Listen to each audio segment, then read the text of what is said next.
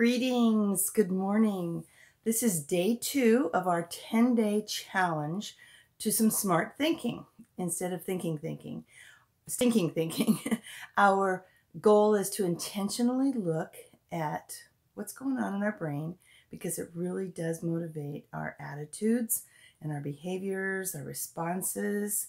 And it's just so good. We have had, today I want to talk about what we've had put into our brains over the years. We've put in a lot of things. And Henry Cloud says one of the first ways to start thinking about your thinking is to go back and examine the things that were said to you. Like everything from, if you keep your eyes crossed, they'll stay that way forever. You know, if you cross your eyes, you'll stay that way forever. Or you better eat everything on your plate.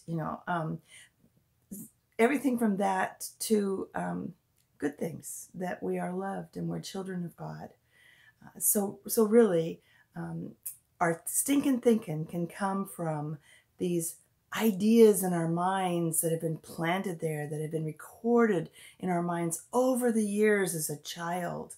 Some things like, I made a list of some things that people have told me were haunting them in their minds. One was, you're never going to amount to much.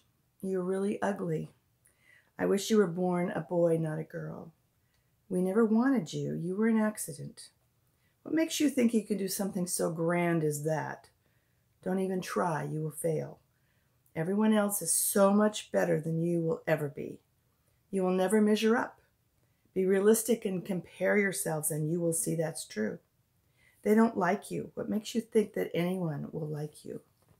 Those are some things that have been said to me and to my friends over the years that have haunted us and often cause us pause to try anything phenomenal.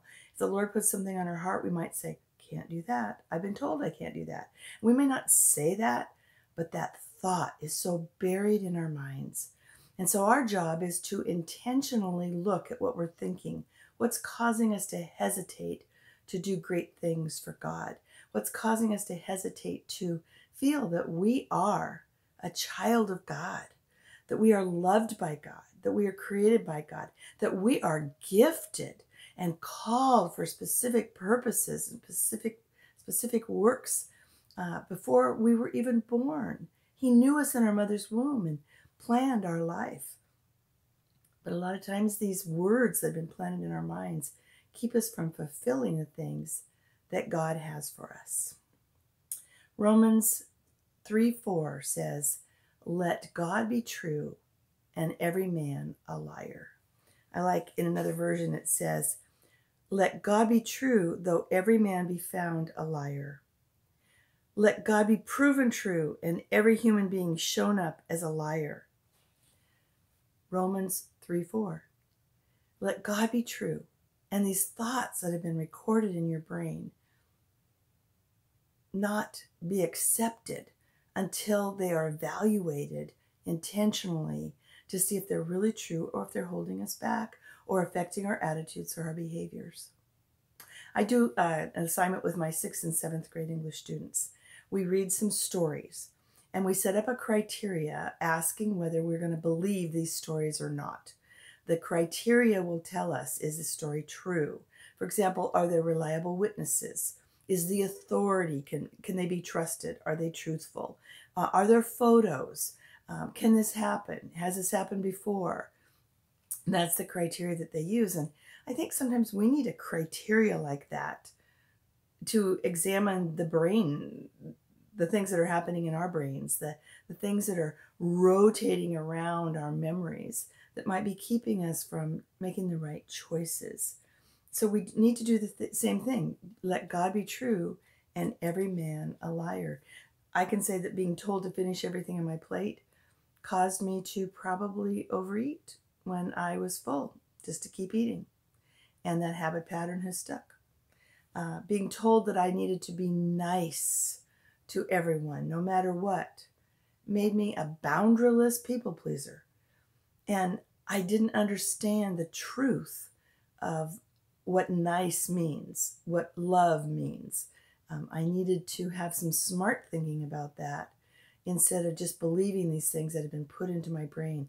I needed to sift them through a criteria to say, okay, God, what is the truth? Was this true, what I'd been told? Is this true? Can it be backed up in Scripture? So I challenge you. These little vlogs are not meant to be professional TED Talks. They're just me sharing from my heart. I'm on a 10-day challenge to look at my thinking, look at those things that have been recorded in my mind, and to find out what is true and what is God saying to me. And thank you for joining me on this journey. I pray that it's a total blessing to you. 10 days of intentionally looking at our thoughts and saying, is it true? Is this true? Or does God have something else he wants to say to us? God's blessings, and I'll see you tomorrow. I hear that snowstorms are coming, so we might have some good times together to talk about this. God's blessings. Bye-bye.